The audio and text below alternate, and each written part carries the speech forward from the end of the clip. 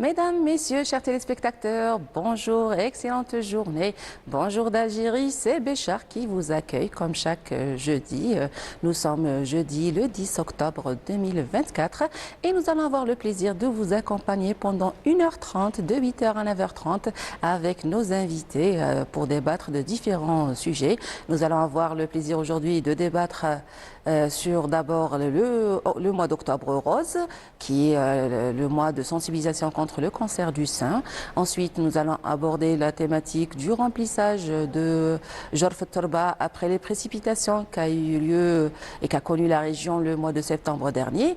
Et pour conclure, nous allons avoir le plaisir de recevoir des invités de l'Université de Béchar pour justement parler de la création et l'accompagnement des startups. Avant de commencer, je vous laisse vous reposer avec cette chanson que nous vous avons choisie de la région d'El Bayed. Et nous allons revenir juste après. Donc, restez avec nous. Nous allons revenir juste après.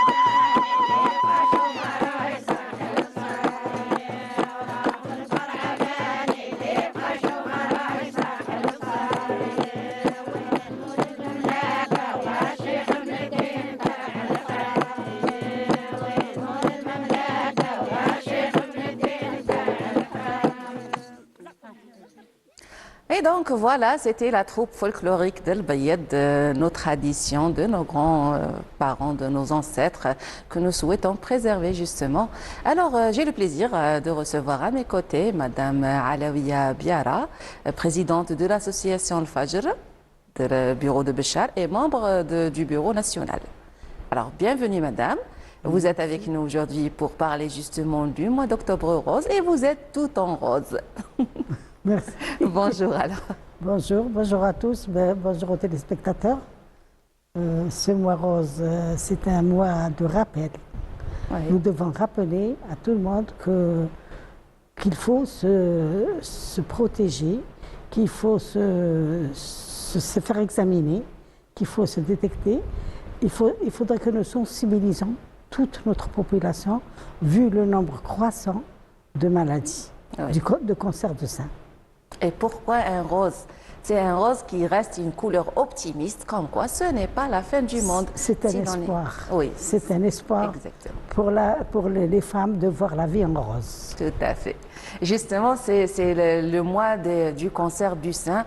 Relativement, bon, c'est une maladie qui peut atteindre les deux sexes, que ce soit homme ou femme, mais en majorité, c'est les femmes qui sont atteintes malheureusement de cette maladie. Donc, une couleur féminine et portante d'espoir. Alors, pourquoi le mois d'octobre justement? C'est le mois national Oui. et c'est le mois Mondial. mondial. Donc, l'OMS a choisi ce jour, le 1er octobre, pour débuter la sensibilisation et le dépistage. Donc déjà le 1er octobre, c'est la journée mondiale du cancer du sein. cancer du sein. Voilà, et du coup, on profite du mois d'octobre pour sensibiliser tout au long de ce mois. Le mois d'octobre, pour moi, c'est juste un mois de rappel parce que la sensibilisation et le dépistage doivent être continus, c'est toute l'année. Tout à fait, On entièrement ne d'accord. doit pas attendre le mois d'octobre pour essayer, Pour se faire dépister. pour se faire dépister et pour détecter aussi les maladies. Tout à Cette fait. maladie, cette pathologie qui est à prolifération métastasique, et c'est là qu'on doit éviter ce problème-là pour sauver des vies et pour traiter les débuts, pour détecter précocement et pour traiter la maladie dès le début de son apparition. Exactement. Donc, si l'on parle de célébration de ce mois, des activités que vous faites durant ce mois, ça consiste à quoi exactement? Ça consiste à sensibiliser, à dépister, à examiner et à accompagner aussi les malades. Mhm. Le bureau est ouvert pour toute l'année, mais en principe, tous les mois, on se déplace pour aller dans différentes polycliniques, dans différents centres de santé, dans différents hôpitaux pour essayer de dépister cette pathologie, pour dépister cette maladie à temps. Oui, surtout ça. Merci Madame. Nous allons nous arrêter un petit moment avec ce VTR réalisé par notre collègue Krim Houaria et interprété par notre collègue Baba Ahmed Jawida. Sensibiliser le plus grand nombre de femmes est le challenge de plusieurs associations luttant contre le cancer du sein. En ce mois d'octobre, dit Octobre Rose, les efforts se multiplient afin de fournir un diagnostic professionnel au profit de toute femme âgée ou plus de 25 ans. J'ai reçu la nouvelle de ma maladie avec courage. J'ai été opérée, j'ai fait des séances de chimiothérapie et de radiothérapie pour en finir par le vaccin pendant 18 mois. Maintenant, je suis sous traitement, ça fait 5 ans. Le travail de sensibilisation que mènent les associations s'articule en priorité autour du dépistage précoce de la pathologie, ainsi que la prise en charge psychologique des femmes atteintes. من ناحية الدعم النفسي نساعدوهم باسكو ما يكونش عندهم une phobie والعملية تمت بظروف حسنة بالنسبة Il faut que les malades se sentent soutenus par tout un staff médical. Il y a eu plusieurs campagnes de sensibilisation visant toutes les tranches d'âge. وهذه العمليات تكون لعامة نساء لكافة les tranches d'âge من 25 سنة يجوا نستقبلوهم وتكون ان شاء الله في ظروف حسنه. فيه مراحل يعني متعددة منها Le traitement du cancer passe par plusieurs étapes الدواء الكيميائي فيها très longues. فيها كذلك L'intervention, la جراحة، chimiothérapie, فيها la radiothérapie, كل هذا يخلي المرأة في بعض الأحيان ce qui من décourage هذه souvent الخطوات les femmes الخطوة à faire le الأولى diagnostic. هي الكشف، لأن الخطوة الأولى الكشف المبكر هي أهم خطوة. Pratiquer une activité sportive régulière, s'alimenter sainement et s'éloigner du stress, ce sont les premières démarches à suivre pour lutter contre toute maladie, y compris le cancer du sein. Il faut signaler qu'il est en tête de liste des types de cancers en Algérie. Et voilà, je remercie notre collègue Jaouida Bab Ahmed pour cette couverture justement. Comme nous avons déjà vu sur le VTR, ça concerne plusieurs tranches d'âge justement. Et voilà, ça peut prendre plusieurs années de traitement. On a vu déjà une patiente qui parlait de 5 ans. Alors, quelle en est pour la tranche d'âge qui est atteinte, c'est-à-dire le plus grand nombre, c'est à partir de quel âge? Au début, on disait que les femmes, à partir de 45 ans, 50 ans, Ouais. on doit les dépister. Actuellement, on voit des cancers chez des femmes très jeunes. Moins de 20 ans même, on a Même vu chez des certains enfants. cas de cancer moins de 20 ans.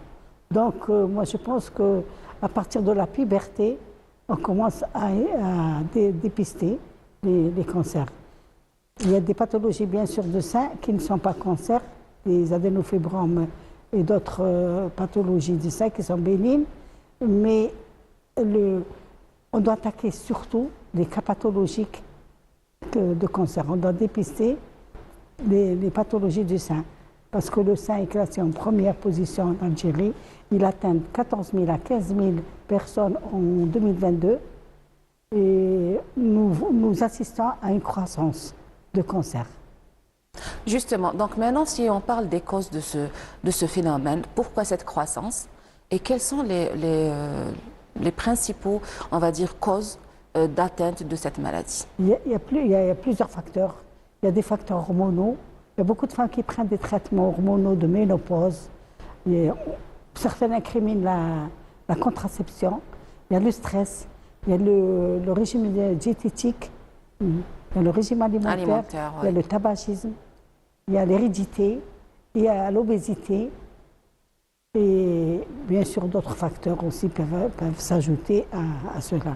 Donc pour conclure, il va falloir dire que pour éviter cette maladie, il faut avoir une bonne hygiène de vie, que ce soit sur le plan nutrition, sur la pratique de sport pour éviter le stress excessif, limiter, on va dire, pas éviter les traitements hormonaux et se faire dépister justement de temps en temps, vérifier que chaque femme ait l'habitude de se palper le sein, de vérifier justement s'il y a des nodules, s'il y a quoi que ce soit comme masse.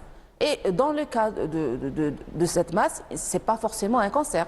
Il va falloir aller voir justement le médecin pour diagnostiquer ce que c'est que cette masse. Alors parmi les masses qui pourraient exister, qu'est-ce qu'on pourrait avoir comme masse?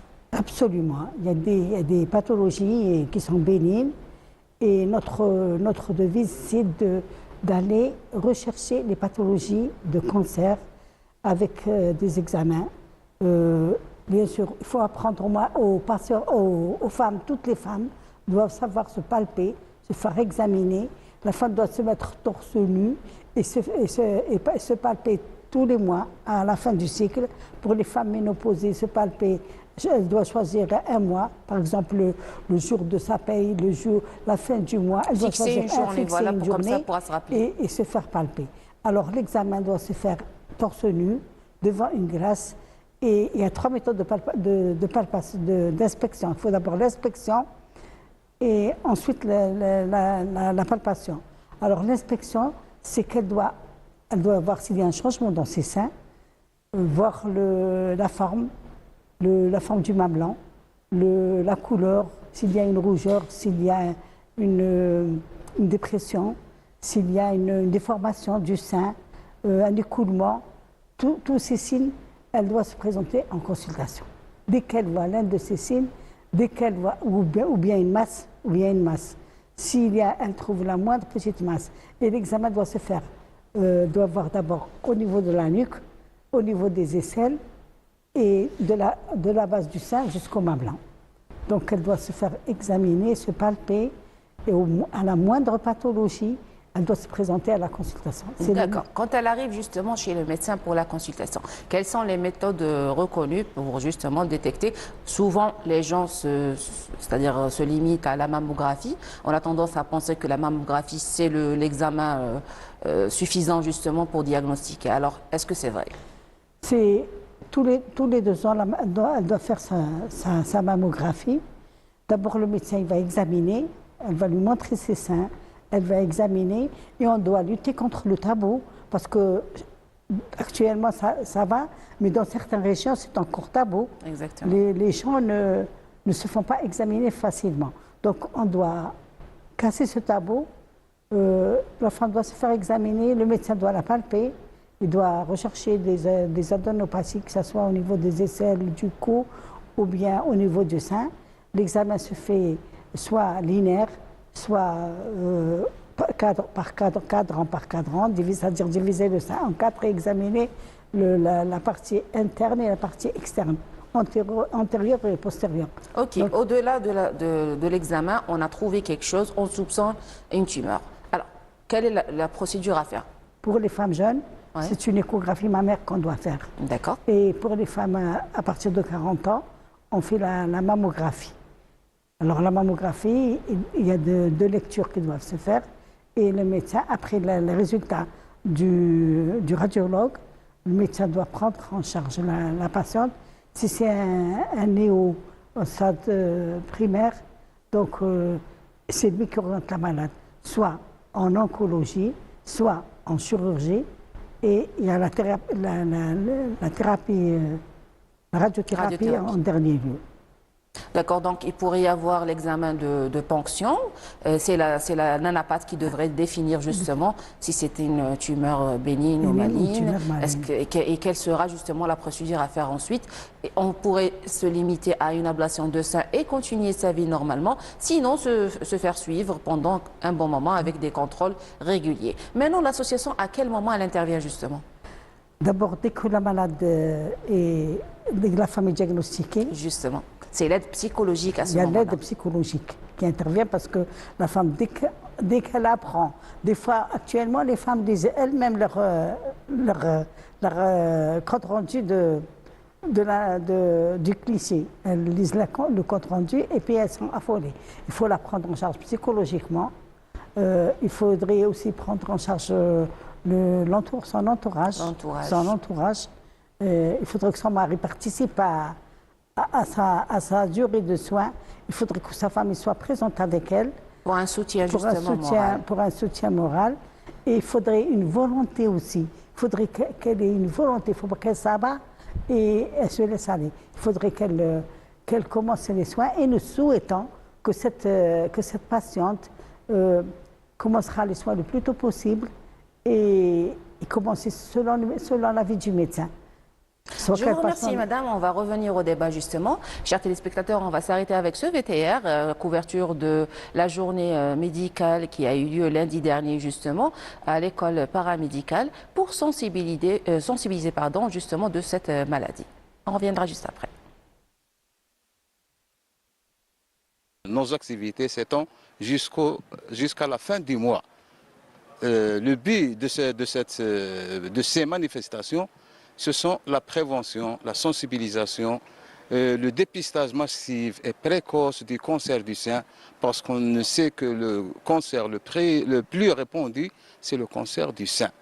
Malheureusement, dans certaines zones éparses, des zones d'ombre, des zones déshéritées, ce type de déclaration chez nos femmes reste un tabou. C'est pour cela qu'on va organiser des diligences vers ces régions, les zones éparses, les zones d'ombre, dans toute notre wilaya pour atteindre la plus grande partie de notre population. Pourquoi? Pour arriver à la sensibilisation en premier lieu et le dépistage massif et précoce. J'ai présenté une communication pour montrer à l'auditoire qu'on est au stade, on est toujours encore au stade de sensibilisation parce que la sensibilisation n'a pas atteint son objectif totalement, parce que quand on voit le nombre et la proportion de femmes examinées par rapport à la survie post-interventionnelle, on trouve qu'elle est importante. Il faut attaquer les zones semi-rurales parce que la zone rurale pratiquement elle a disparu.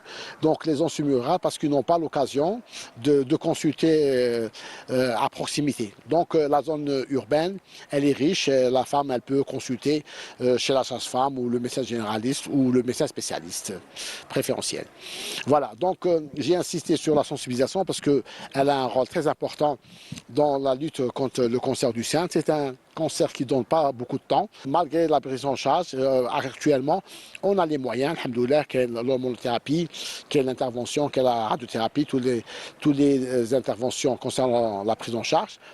Mais il y a toujours le diagnostic qui pose un problème parce que parfois il est tardif. Puisqu'on parle de cet octobre rose, c'est une occasion de parler justement de la prévention dans notre vie en tant que style de vie, nutrition, notre nutrition, les facteurs de risque qui mènent à ce cancer. Donc bien avant, il faut se protéger, il faut, on va dire, avoir un style de vie. Et c'est là mon objectif, le coaching de santé qui est pratiqué, qui est pratiqué au centre anti-cancer, à travers aussi des activités qu'ils font à l'intérieur pour ne pas réfléchir, pour ne pas avoir d'autres stress et avoir d'autres métastases.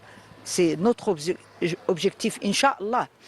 C'est après les séances de chimiothérapie, à partir de 17h, on intervient et les dames, au lieu de réfléchir, avoir ce qu'on appelle ce discours intérieur négatif, on essaie un petit peu de relever et elles font des activités, elles font du dessin.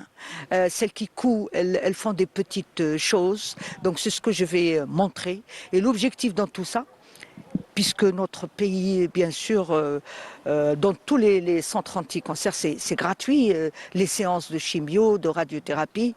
Donc on essaye de dire à ces dames, prenez soin de votre santé. Journée scientifique pour la sensibilisation sur le cancer de sein et la nécessité de dépistage précoce من أجل توعية المرأة بضرورة الكشف المبكر عن سرطان الثدي من أجل تفادي المضاعفات والعلاج المبكر. هذه الأيام تحسيسية التي تنظمها مديرية الصحة بالتعاون مع عديد الشركاء والعديد المؤسسات الاستشفائية. أكتوبر الوردي ليساعدنا أننا نواجه هذا المرض، نوعوا النساء للكشف المبكر عن سرطان الثدي وسرطان عنق الرحم. Donc voilà, comme nous avons vu sur cet enregistrement, justement la journée médicale qui a eu lieu lundi dernier, on a vu pas mal de staff du médical et paramédical, des chirurgiens, des sages-femmes et tout ça, assister à cette journée. Justement, le but de sensibiliser dans ce domaine et surtout quand on a vu le coach justement, Madame Belhandouz, qui accompagne sur le plan psychologique. Elle a dit justement à partir de 17h, à la fin de la séance de chimio, déjà on sait que la femme, elle est fatiguée, un petit peu démoralisée, loin de sa famille, souvent loin de sa famille. Alors, comment vous pouvez intervenir justement comme association dans ce domaine? Alors, nous accompagnons les malades dès le début de la pathologie, dès la déclaration de la maladie. On accompagne la malade du point de vue psychologique, dans l'immédiat. On ne peut pas attendre à 17h pour dire à la malade, viens, on va faire des séances de psychothérapie. On fait des psychothérapies individuelles et des psychothérapies de groupe.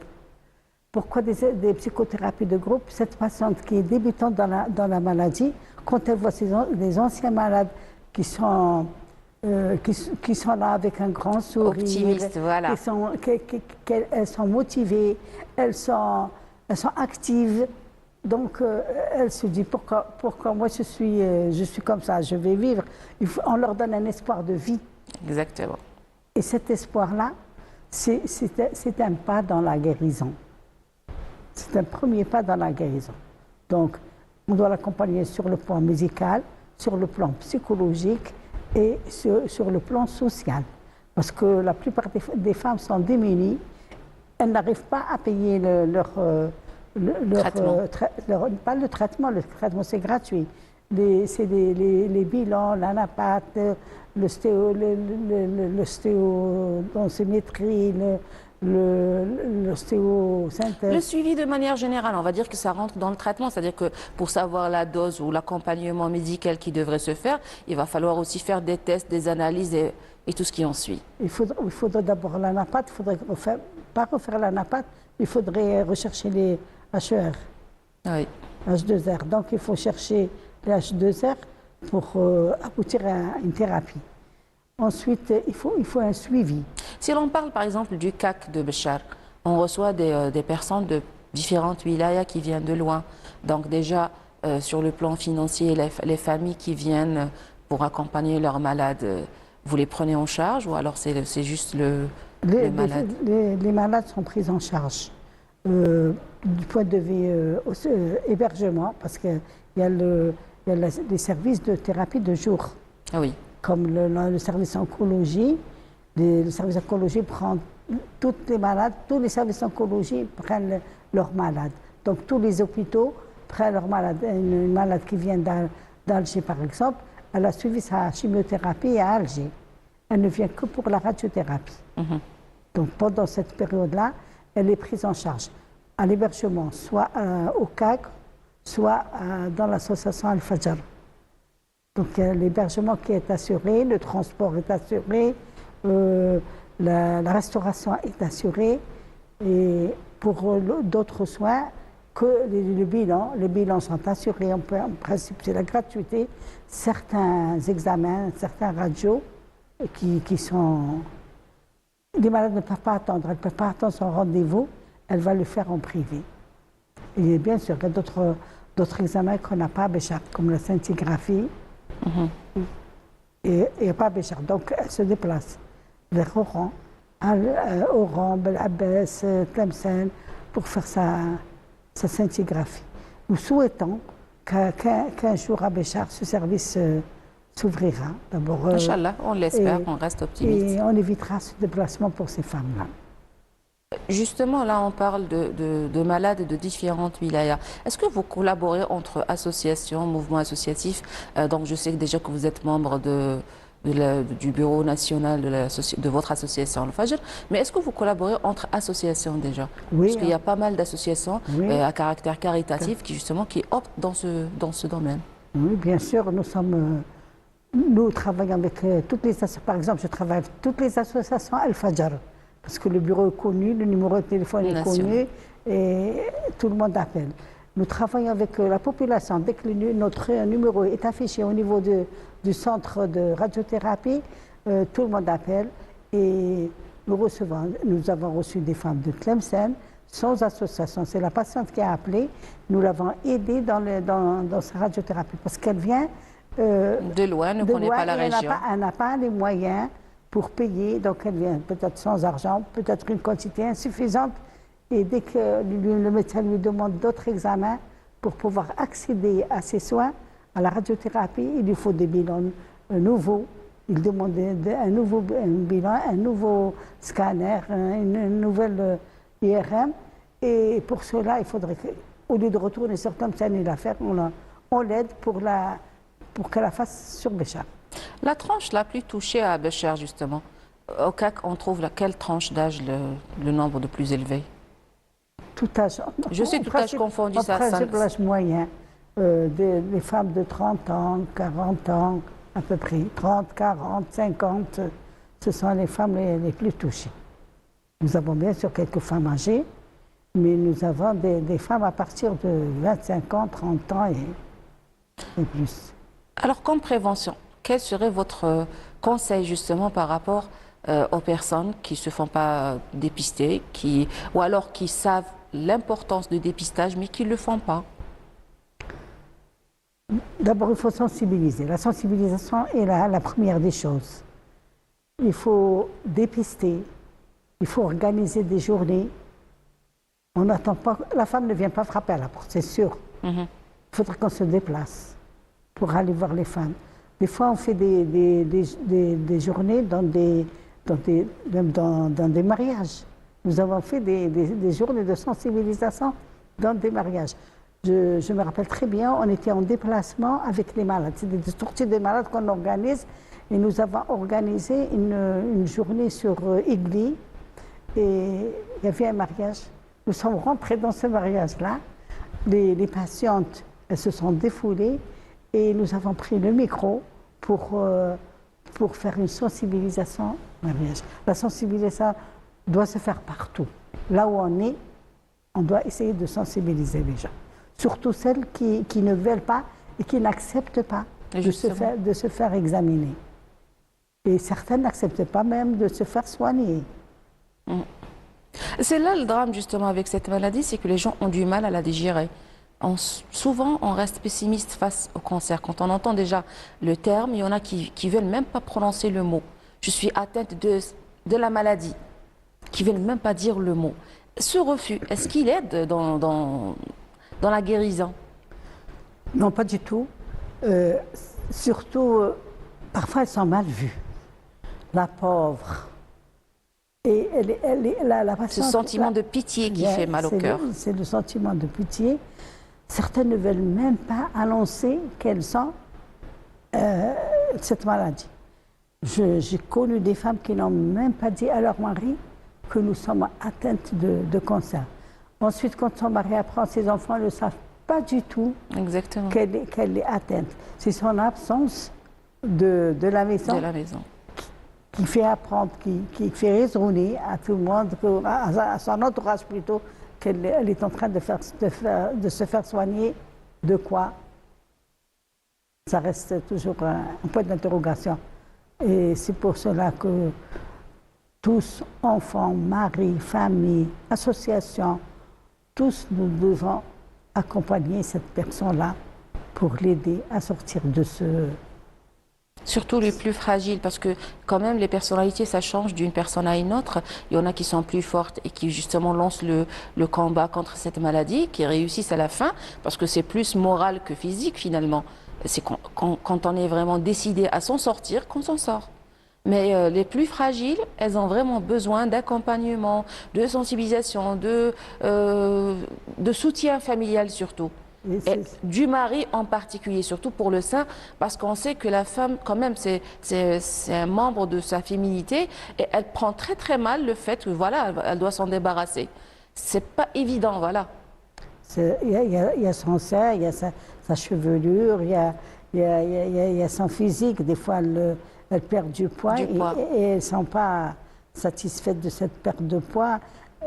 Donc certaines femmes n'acceptent pas du tout de se faire soigner, n'acceptent pas du tout de déclarer leur maladie. Et elles vivent dans un silence, et ce silence n'est pas bon pour la guérison. Ce silence-là doit être cassé. On doit casser ce silence. Il faudrait qu'elle sorte, qu'elle discute, qu'elle se fasse soigner. Donc le plus important, c'est d'accompagner ces personnes-là qui sont retirées. On les voit, elles sont retirées, elles ont honte de déclarer leur maladie. Et cette hantise les bloque. Donc, nous devons tous lutter contre ce fléau. C'est un fléau. Exactement. Moi, je dirais que c'est un fléau qu'on doit combattre. Que ce soit la honte ou la peur aussi.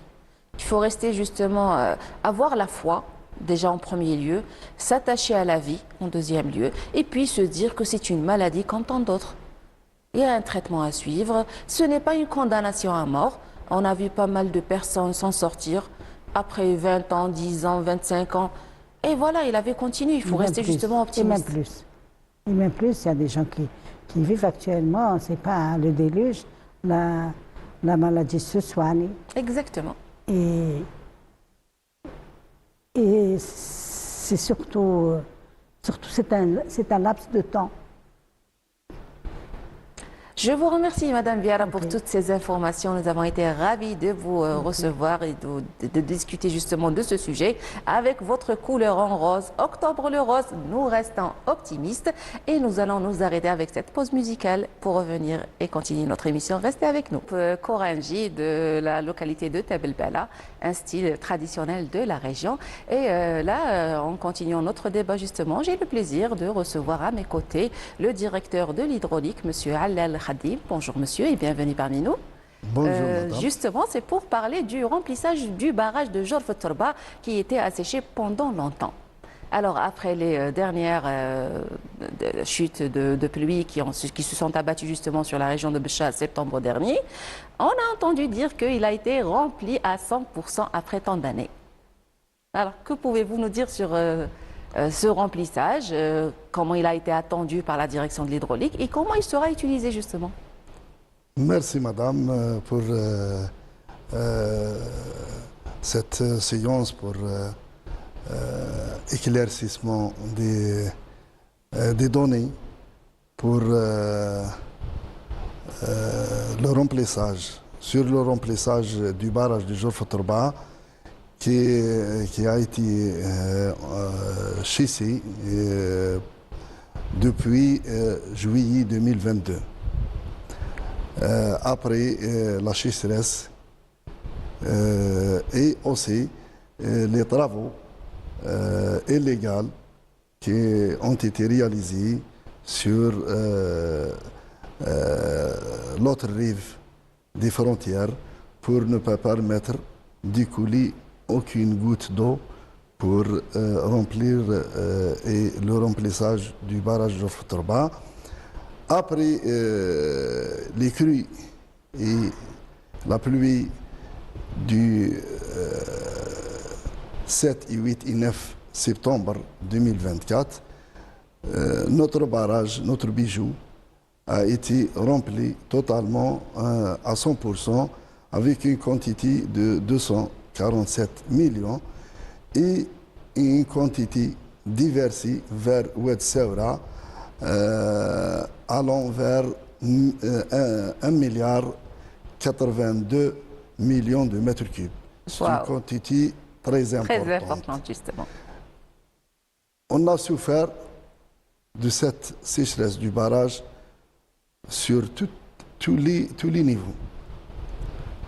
En matière d'AOPI, on a manqué l'eau pour les 5 communes, les 5 villes. C'est Béchar, Qnad-Sal, Badla, Masra Hawari, Boumediene et Arik Farraj, avec les autres agglomérations telles que Jorf el-Barda, Mennounet et Omadrabine. Malgré que l'État algérien a anticipé et a réalisé un transfert à partir de 2018, un transfert de Boussir pour alimenter Béchar avec une quantité de 30 000 mètres cubes jour et le transfert de Mennounet pour alimenter la daïra de Badla. Sur le plan agriculture, on a manqué l'eau sur la plaine du Badla à partir du fin 2020. Sur le plan biodiversité, aussi que diversité environnementale, on a manqué aussi les visites des oiseaux. Des oiseaux migrants, justement. Des oiseaux migrantes. Et on a un risque de perte notre animal, la loutre, qui trouve toujours son milieu favorable au niveau du barrage Jorf Torba. Justement, les dernières précipitations, importantes précipitations, ont fait couler les rivières, les oueds, remplir les lacs, l'eau souterraine. Donc, pas mal on va dire, dans le cadre de la biodiversité justement, animaux et plantes aussi ont survécu à la sécheresse qui a tapé quand même la région pendant plus de 15 ans. Il n'y a pas eu de pluie depuis un bon moment quand même. C'est-à-dire importante pluie, mis à part les quelques averses qui venaient de temps en temps et qui ne contribuaient pas justement à préserver cette verdure qu'on avait l'habitude de voir autrefois chaque mois de septembre quand il y avait des chutes de pluie. Et justement pour les amateurs de truffes, de randonnées qui trouvaient leur plaisir. Maintenant pour cette eau qui a fait remplir le barrage à partir de crues, elle passe par des oueds et tout ça. Est-ce qu'il y a eu une politique justement pour la préserver? Est-ce qu'il y a eu des projets de digues? Est-ce qu'il y a eu des projets pour cultiver justement cette eau sur place? On a entendu dire qu'il y avait des poissons qui ont été lancés justement pour détruire les larves de moustiques justement pour éviter. Mais dans ce sens, c'est-à-dire, est-ce qu'il y a eu d'autres projets? Il y a un projet très important, c'est l'étude pour la réalisation d'un barrage de Khneg au niveau de la commune d'Igli, à la wilaya de Bni Abbas. Là, c'est le point de départ de Oued Saoura. Où se joint Zousfana justement à Guir. Oui, pour préserver cette quantité qui est très importante pour l'écosystème et le système oisien de la Oued Saoura qui a souffert péniblement pour cette période car de sécheresse qu'a vécu justement la région. Oui, notamment parce que les nappes souterraines et les nappes alluvionnaires sont toujours alimentées par les crues de Oued Saoura, notamment c'est pour Oued Zousfana et Oued Guir. On a un taux de salinité qui est très élevé. Exactement. Pour ces dernières années. Donc, c'est un système qui était en danger.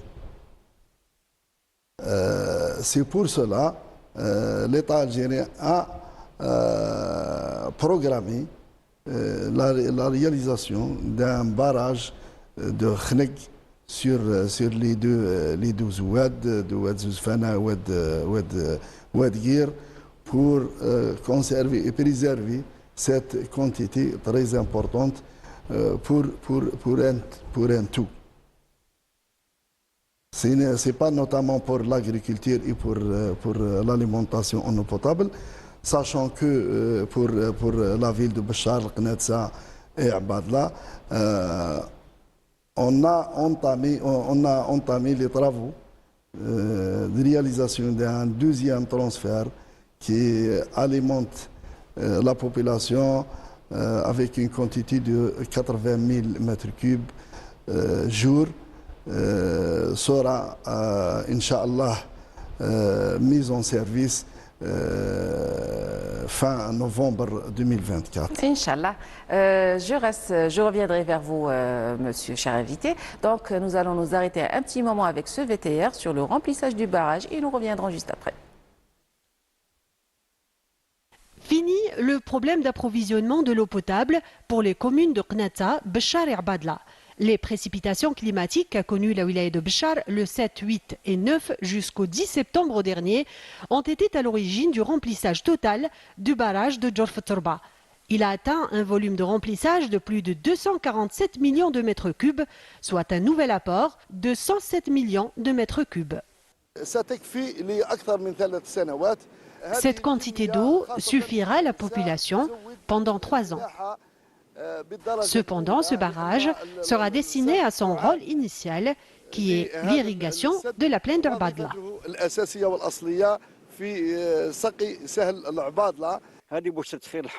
Nous sommes très contents du remplissage de ce barrage. Dieu merci. J'ai jamais vu ce barrage rempli à ce niveau. C'est une très bonne nouvelle pour nous, après de très longues années de sécheresse. Ce remplissage record n'a pas été enregistré depuis plus de 50 ans, à cause de la sécheresse qu'a connue la région. Cependant, des mesures de sécurité ont été prises pour sécuriser l'infrastructure de ce retenu contre la problématique de son envasement.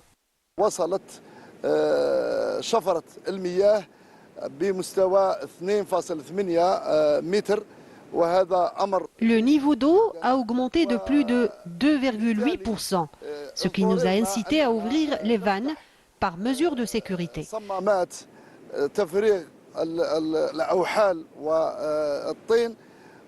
Ces quantités d'eau permettra l'apport d'eau dans les champs aquatiques tels que le Menounet ou celui de Oued Saoura.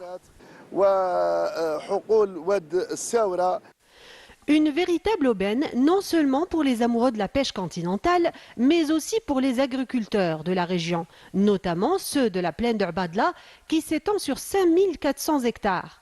Une superficie sera sans doute irriguée, entraînera une véritable relance du secteur agricole de la région. Et voilà, donc c'était un reportage réalisé par notre collègue Ayman Hanafi et interprété par notre collègue Jawida Bab Ahmed.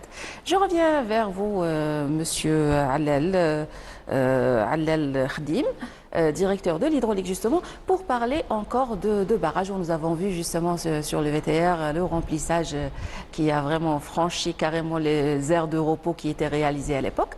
Nous parlons toujours de 247 000 millions de mètres cubes, alors que nous sachons que la capacité justement du barrage dépasse les 360 millions de mètres cubes.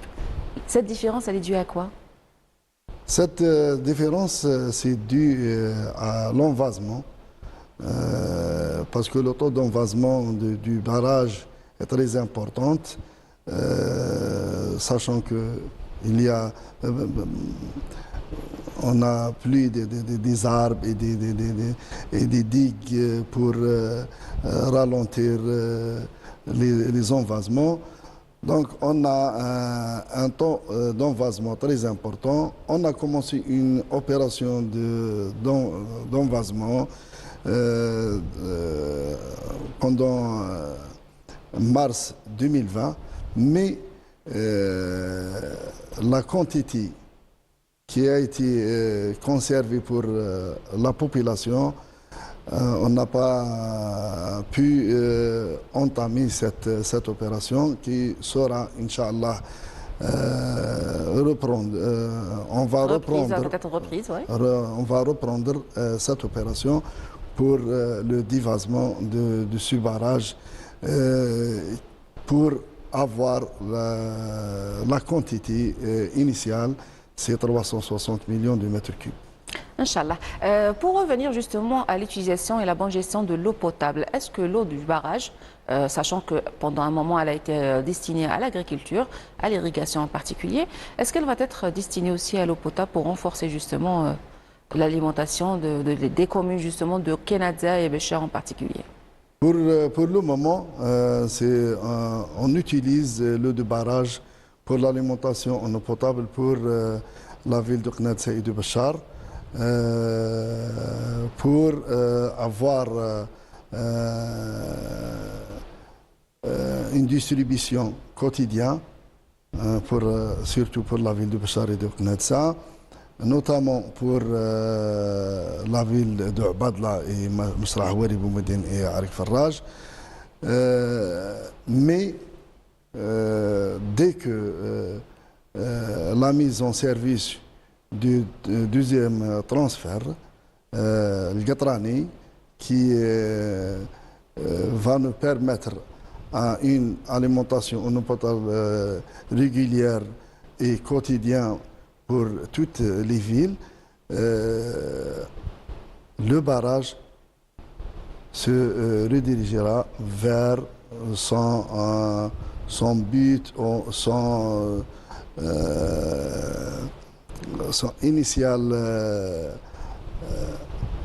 vocation, on va dire, qui est l'irrigation et l'industrie, justement. Vocation, c'est les délégués, la plaine de Badla, qui s'étale sur plus de 5000 hectares. Oui, c'est 5800 hectares qui a souffert depuis la fin 2022. Les agriculteurs ont aussi souffert de cette situation très pénible. Et Inch'Allah. Et même les animaux, hein, il ne faut pas oublier que les animaux en ont souffert aussi, surtout avec l'assèchement du barrage où il vivait pas mal d'animaux et d'oiseaux migrants, justement. Oui, justement. C'est un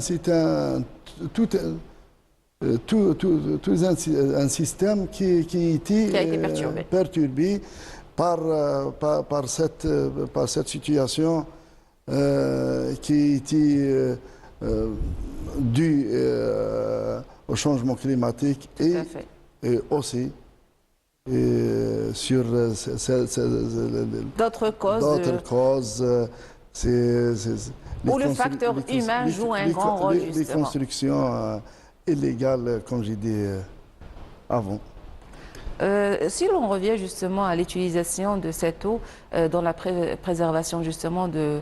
Vous avez parlé tout à l'heure de la huître, justement. Préservation de notre patrimoine, on va dire les animaux rares surtout. Est-ce que vous avez pensé à utiliser par exemple des constructions pour ces animaux, pour épargner justement que ça sèche à 100%? Est-ce qu'il y a un projet avec des associations, avec des mouvements associatifs, dans le cadre de justement préservation de cette richesse animale? On a entamé de préparer des fiches techniques pour réalisation des digues et des avant-digues, notamment pour préserver ces animaux. Très bien. Et les préserver dans notre nation. Parce que, vu la sécheresse, ils sont émigrés vers quelques endroits où l'on n'arrive pas à retrouver la trace, justement, qu'on trouvait autrefois. Mais pour la loutre, c'est notre patrimoine. Oui. C'est notre patrimoine, c'est un animal qui trouve son milieu favorable sur le site de barrage Jorf Tourba uniquement dans l'Algérie. Alors si l'on parle du lac justement de Jorf Tourba, il s'étale sur combien de kilomètres? Une centaine de kilomètres? Ça fait beau quand on le voit comme ça, bien rempli de loin. C'est plus de 175 km². C'est une étendue très vaste. Justement, à l'époque du du défunt président Walid Boumediene, c'était le plus grand barrage justement de l'Algérie. D'Afrique. Actuellement, il est classé 3e de l'Algérie. De l'Algérie. Oui. C'est un barrage très important.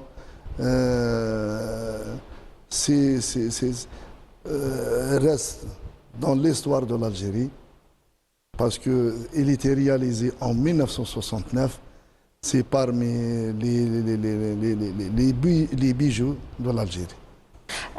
Eh ben, merci. Je tiens à vous remercier, Monsieur Khadim Allal, directeur de l'hydraulique de la wilaya de Béchar, qui était avec nous en direct dans ce plateau de Bonjour d'Algérie. Je vous laisse vous reposer, chers téléspectateurs, avec cette chanson du groupe El Ferda et nous reviendrons pour rejoindre notre troisième invité. Restez avec nous.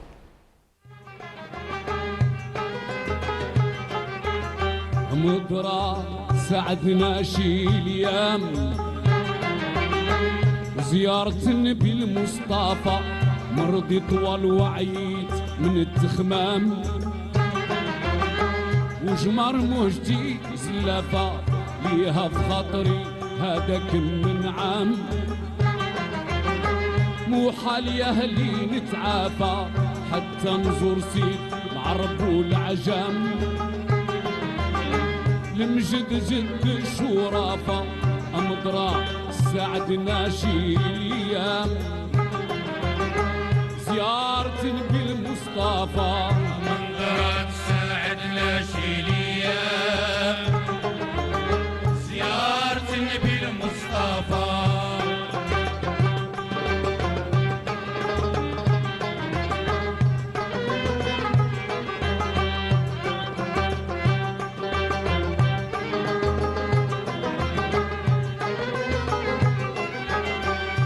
درا زماني يرضى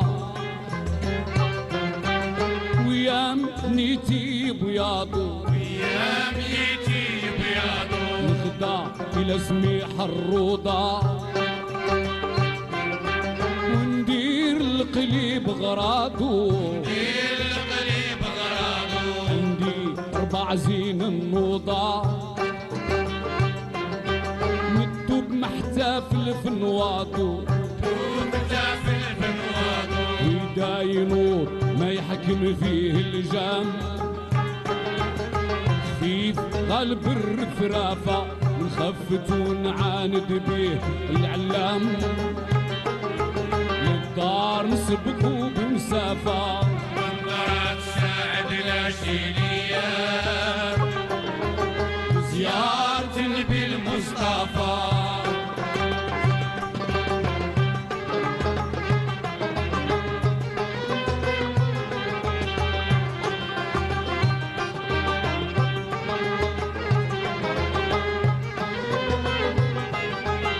مقرا نحج ونعقب لزيار الشريف العربي كيف مقامه ونغرب ونزور نفجا من دنبي رسولنا شفيع مقرب زيارته تسكن قلبي إذا وصلت نشكيله بالآثام عندي حقا نتعافى نبرا نفضايل جيتامو سيد الأمة بحر الوفا منظرات ساعد العشيرية زيارة النبي المصطفى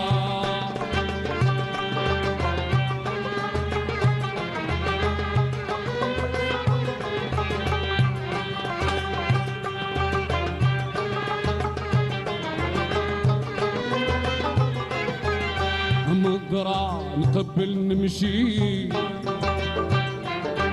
للهاشم سميح الشوشة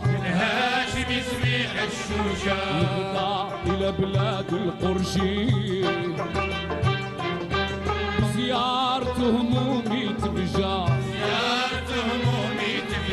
عندي 4 رايس هبشي مكتوب عازم مع الرمشة مكتوب زين كيف بغاه النظام عزتو طالوا بكلافة صبر عليه 6 شهور بعد العام نشاق بيه بلاد مخافة منظرات ساعد العشيرية زيارة النبي المصطفى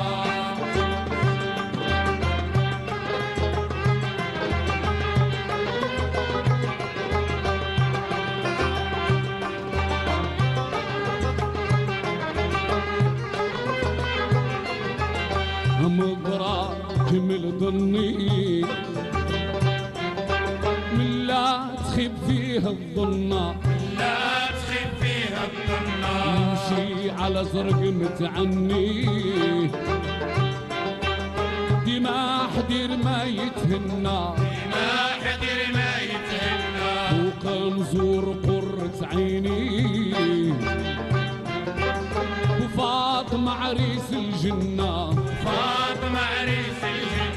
عليه الصلاة وعليه السلام سيدنا سيد الأمم والخلفاء داخلين ملة سيد الإسلام سيدنا الحافظين والولافة عليه الصلاة عليه السلام سيدنا سيد الأمم والخلفاء وداخلين ملة سيد الإسلام سيدنا الحافظين والولافة عليه الصلاة وعليه السلام سيدنا سيد الأمم والخلفاء داخلين ملة سيد الإسلام سيدنا الحافظين والولافة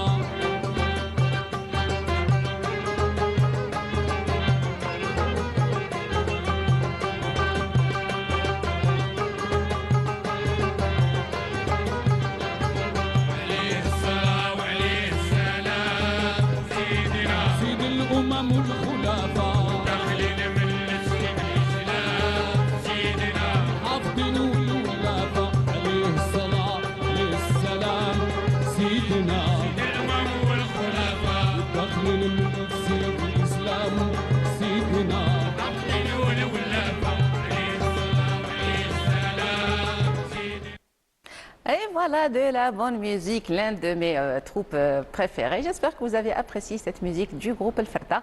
Donc, j'ai le plaisir de recevoir à mes côtés Monsieur Razli Abdelkader, prof universitaire, enseignant à l'université, et qui s'occupe justement des projets de start-up et de l'intelligence artificielle.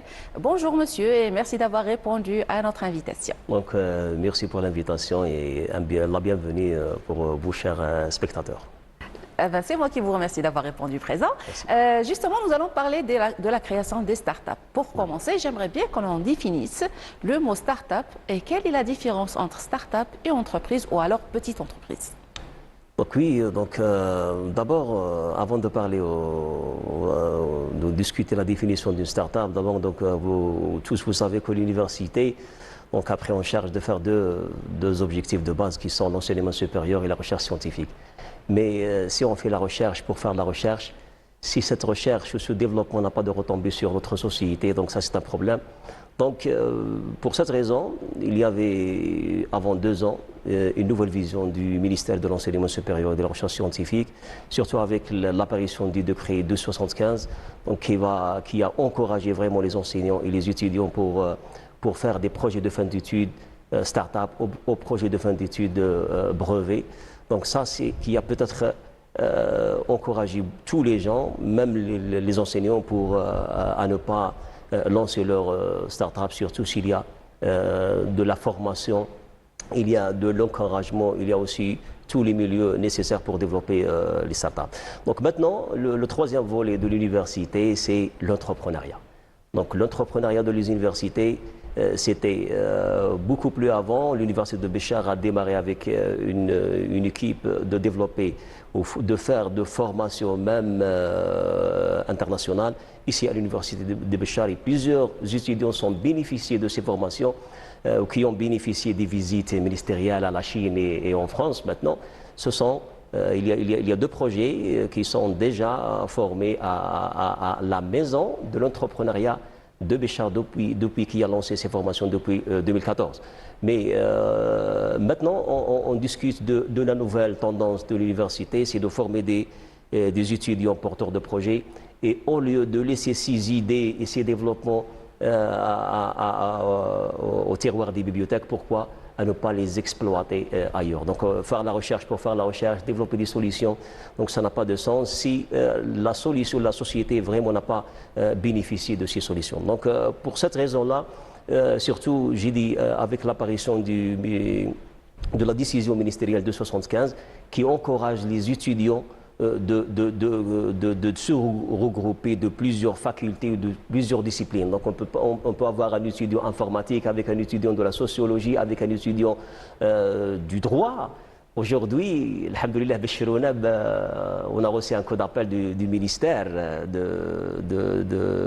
des startups, qu'on a reçu un deuxième start-up, c'est juste aujourd'hui, de la faculté, c'est la deuxième start-up de la faculté des droits. Donc même un étudiant de droit, il faut avoir un start-up. Donc un start-up, c'est une nouvelle, la définition d'une start-up, on peut dire que c'est une nouvelle entreprise, c'est une entreprise qui vient d'être démarrée, mais elle a peut-être 2 caractéristiques principales qui sont l'innovation, donc une start-up elle est basée sur l'innovation, donc ça c'est le caractère important de l'innovation, et aussi elle a un fort potentiel de croissance, ça veut dire start, et ça, le app. Donc après 2, 3 ans ou bien 4 ans, donc cette entreprise va peut-être générer des bénéfices du taux exponentiel. Donc une petite entreprise ou bien une entreprise normale ou bien qui n'est pas une start-up, donc peut-être elle n'a pas ou elle ne contient pas un produit qui est innovant, donc il n'y a pas de l'innovation, ça veut dire dans le service ou bien dans le produit même.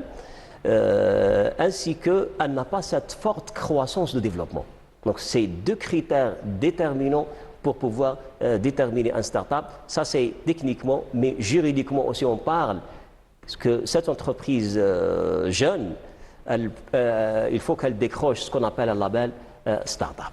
Alors déjà, comment peut-on avoir ce label justement? Un jeune étudiant qui arrive, qui a une idée, comment peut-il bénéficier de ce label? Oui, donc pour avoir un label start-up, c'est pas juste pour les étudiants de l'université, même ailleurs, l'incubateur peut aider, et aussi on a le CATI, C'est le centre d'appui sur la technologie, donc qui aide les jeunes chercheurs de protéger leurs idées au niveau de l'INAPI, l'Institut national de la protection intellectuelle. Donc même s'il y a des gens qui ont des idées, ils peuvent pour pouvoir, ça veut dire bénéficier de ces formations. Donc pour lancer un système de start-up, donc avant ça, ça veut dire c'est dans tout le monde, dans le monde entier. Donc le développement des pays se fait par le développement des start-up. Donc c'est les start-up. Si on ou bien un pourcentage de ces entreprises, c'est ça qui va créer la richesse et le développement, surtout beaucoup plus quand on parle de la technologie. Donc il faut créer tout de ce qu'on appelle un écosystème. Donc un écosystème, on a la recherche scientifique, on a le développement, on a l'encadrement, mais on n'a pas l'esprit entrepreneurial. Donc c'est ça qui a été nouveau ajouté dans l'université. Donc pour pouvoir créer ceci, ainsi que le financement, donc pour pouvoir créer ceci, donc, le ministère a commencé d'abord pour créer ce qu'on appelle l'incubateur. Donc l'incubateur, c'est l'une des structures très importantes dans le domaine de l'entrepreneuriat. Il y avait, son nom c'était avant la maison de l'entrepreneuriat, Dar al-Muqawalatiya, mais avec la nouvelle tendance du ministère, donc ça a changé pour créer ce qu'on appelle un incubateur. Le bleu, c'est le bureau de liaison entreprise. Donc c'est très important pour les étudiants. Le bleu fait des cafés d'affaires dans l'université, invite des cadres des sociétés pour expliquer beaucoup de choses pour les étudiants, comment créer son registre commerce, comment déclarer les impôts, comment la fiscalité, tous ces trucs-là. Aussi, il invite des investisseurs pour partager leurs connaissances et leur expérience avec nos étudiants. Donc ça, c'est la deuxième structure sur le bleu. Aussi sur le CATI, donc qui aide les étudiants comment créer un brevet, créer la propriété intellectuelle, et ainsi de suite. Et aussi, on a le CDE, donc c'est le Centre de développement entrepreneurial qui maintenant à ce moment fait beaucoup de formations pour des étudiants qui ont même compléter leurs études. Donc l'université, ça veut dire qu'ils vont même les étudiants à la compagnie, même les étudiants qui ont terminé leurs études pour donner la chance de même le financement, parce que le CDE, après avoir formé ses étudiants, il peut aider tous ces étudiants pour avoir un financement. Donc ça, c'est l'écosystème. Avoir un incubateur, avoir un CDE, avoir un CATI, IM bleu. Et aussi, on ajoute à ça la maison de l'intelligence artificielle. C'est aussi peut aider ou d'accompagner les jeunes chercheurs qui ont des idées technologiques innovantes. Quand on parle de l'innovation, maintenant, c'est l'intelligence artificielle a bouleversé tous les secteurs. Donc pourquoi pas utiliser ce concept fort pour développer des entreprises innovantes. Donc ça, c'est l'écosystème qui a été créé dans l'université. Donc ce écosystème, bien sûr, a encouragé les jeunes étudiants ainsi que les enseignants pour engager dans ce qu'on appelle des projets 275, des projets de fin d'études qui ont de nature start-up ou bien un brevet. Qu'est-ce qui a fait justement que cette idée, ce concept naisse ces dernières années? Est-ce que c'est la mondialisation? Est-ce que c'est les réseaux sociaux? Parce que j'ai l'impression que c'est relié un petit peu à cette modernisation qui a connu la vie commune de manière générale. Peut-être il y a deux ou trois choses. Donc la première des choses, c'est une vie on ne parle pas du ministère, mais aussi ça veut dire du pays. D'avoir créé un ministère spécialement pour les startups, donc c'est pas comme ça. C'est pas aléatoire, voilà. C'est pas aléatoire. Exactement. Et ça veut dire que même, on a bien dit que tous les pays développés, les développements, quand on parle de Microsoft, les sociétés, les grands géants de l'informatique aujourd'hui, ils étaient des petites startups, ils étaient des petites entreprises. Mais avec le temps et avec le taux de croissance élevé, donc ils sont devenus des big startups. le big company.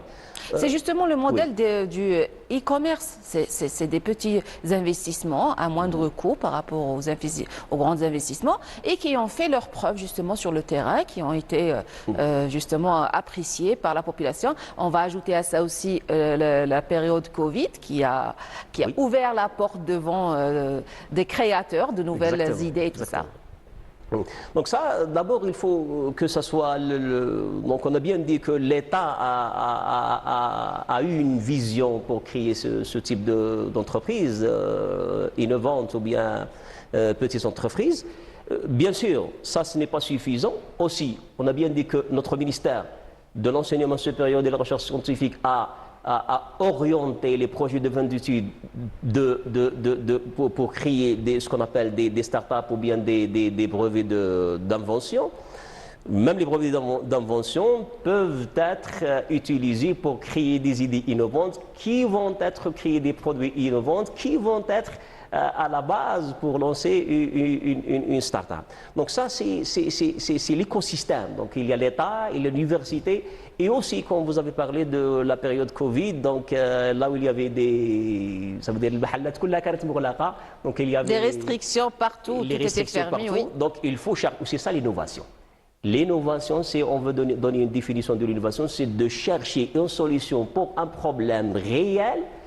Et ça veut dire quelqu'un qui est innovant, donc il est toujours il va chercher le besoin de voir les problèmes qui font souffrir de la population.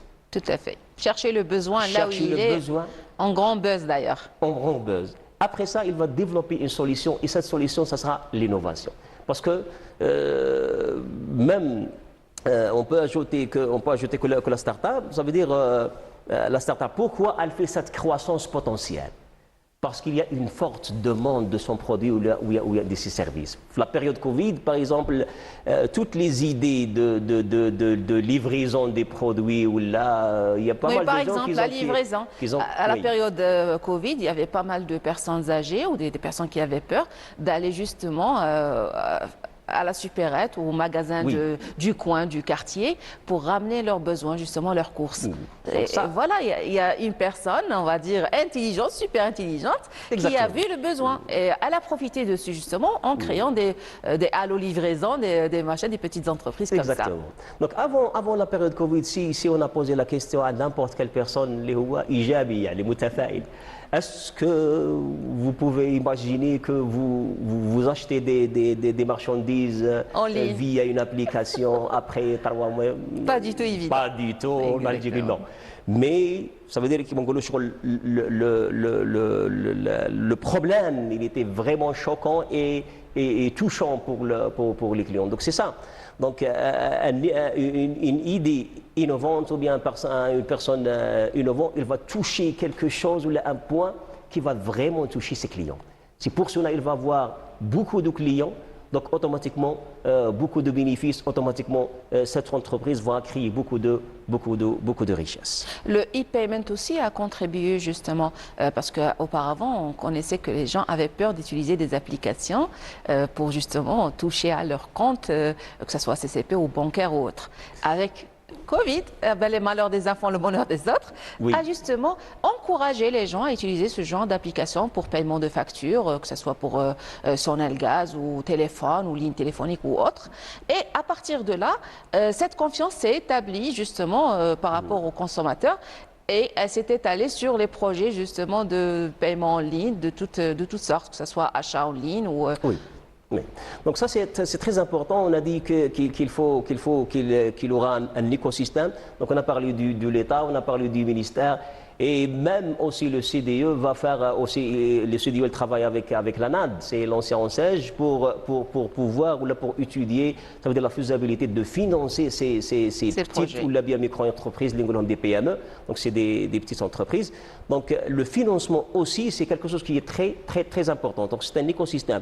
Si on parle aussi de techniquement, donc aussi, il y avait pas mal des journées d'études des spécialistes de la télécommunication. Même l'année passée, on a fait une journée à l'université justement pour le e-payment. Donc le e-payment parce qu'il y a une forte demande pour pouvoir satisfaire les besoins surtout des étudiants ou bien les porteurs de projets. Donc, comme je suis par exemple, je suis un formateur dans l'incubateur, donc pas mal des idées des étudiants ont besoin d'intégrer le e-payment ou bien le paiement électronique dans leur application ou bien dans leur solution.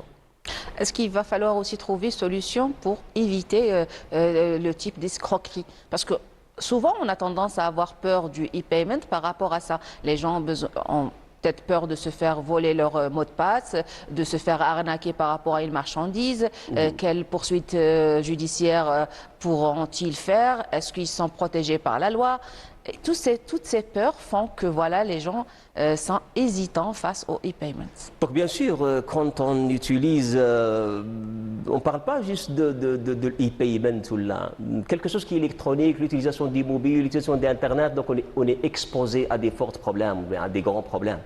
Donc, même à l'université, on a fait beaucoup de journées de sensibilisation concernant la sécurité informatique ou la sécurité des données, comment utiliser votre iPhone ou bien votre téléphone, parce que ça pose beaucoup de problèmes dans ce domaine.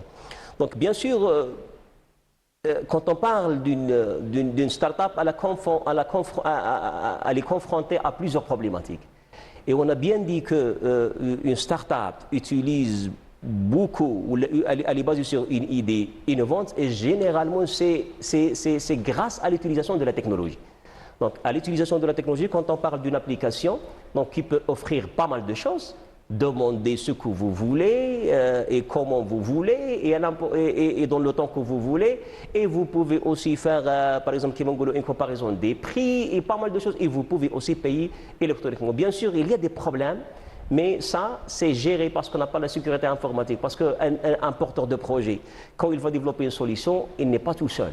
D'ailleurs, pour déposer un label startup, il y a beaucoup de choses à enregistrer. Il y a des étapes à enregistrer dans le site du ministère startup.dz.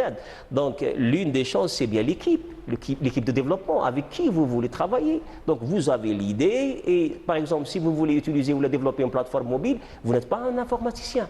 Vous n'avez pas de spécialité. Si vous voulez développer par exemple quelque chose qui touche de l'hygiène ou bien donc vous avez besoin de quelqu'un qui est spécialisé dans la biologie ou bien dans l'environnement et ainsi de suite. Donc il faut avoir une équipe. Tout ça, c'est fait dans l'incubateur grâce à plusieurs formations. Donc on fait plusieurs formations pour nos étudiants porteurs de projets. Ok, alors si on va dire que j'ai un projet, quelle est la première étape à faire? Déjà pour protéger mon idée. Oui. Pour ne pas qu'elle soit, on va dire, exploitée par une tierce personne. J'ai une idée, je veux développer, qu'est-ce que je dois faire? Donc, premièrement, si vous êtes à l'université, donc il faut différencier donc, entre un étudiant qui n'est pas universitaire ou bien un étudiant qui est universitaire. Donc, on parle peut-être, on prend le cas de l'université parce que c'est plus proche du côté de l'entrepreneuriat. Donc, si vous avez par exemple une idée, vous approchez à l'incubateur. Donc, soit vous avez vous l'idée ou bien votre encadreur, donc vous enregistrez dans l'incubateur, ça veut dire vous donnez par exemple une idée générale, quelle est l'innovation, parce que ce n'est pas n'importe quelle idée, peut-être vous voyez vous que c'est une idée innovante, et le comité de l'incubateur, après évaluation, va voir que c'est une simple idée, qu'elle est déjà utilisée, il n'y a pas de l'invention, il n'y a pas de l'innovation. Cette idée, elle ne peut pas avoir des bénéfices croissants du taux exponentiel. Donc c'est une idée simple qui peut aller vers une entreprise liée, une petite entreprise. Donc après avoir reçu toutes les demandes et tous les demandes des facultés, donc l'incubateur va faire des interviews ou bien des petites présentations par les enseignants, les étudiants accompagnés de leur encadreur pour expliquer les idées. Donc après avoir accepté ou bien demandé de faire des mises à jour ou bien des modifications sur les idées, donc c'est des orientations qui vont faire par le comité de l'incubateur. Donc après ça, les étudiants vont bénéficier de plusieurs formations. De la définition de l'innovation, c'est quoi innover d'abord? Après ça, comment créer start-up, toutes ces étapes-là, c'est quoi l'intelligence artificielle, tout. plusieurs formations qui généralement durent 5 ou bien 6 jours. Ça veut dire متتالية يعني successives. Donc 5 jours successifs, les étudiants vont bénéficier de ces formations. Après ça, donc vient la période d'évaluation pour le comité de l'incubateur afin de passer à la phase de soutenance et de dépôt du label Startup ou bien les brevets à l'INAP, l'Institut national de la protection intellectuelle. Eh ben, je vous remercie, Monsieur Razli, pour toutes ces explications. J'ai été ravie de vous accueillir. J'espère vous retrouver pour parler justement de l'intelligence artificielle qui est votre domaine dans d'autres épisodes, Inch'Allah. Eh ben, nous arrivons à la fin de ce numéro en direct de Béchar. Nous étions avec vous comme chaque jeudi et nous serons avec vous jeudi prochain. Alors, soyez là. D'ici là, prenez bien soin de vous et je vous laisse vous reposer avec cette pause musicale.